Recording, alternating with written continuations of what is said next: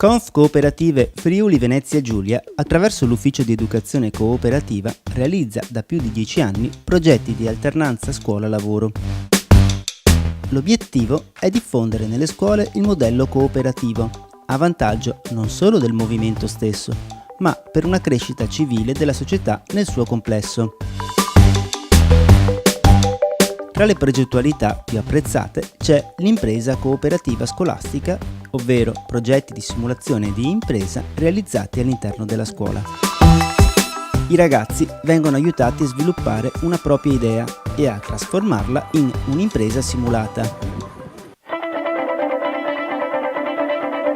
L'essere simulazione implica la necessità di semplificare la struttura reale, ricreando però dei processi quanto più possibile aderenti alla realtà, mettendo gli studenti di fronte alle stesse problematiche che devono affrontare gli imprenditori. Si permette loro di acquisire non solo conoscenze teoriche, ma anche competenze, atteggiamenti, mentalità.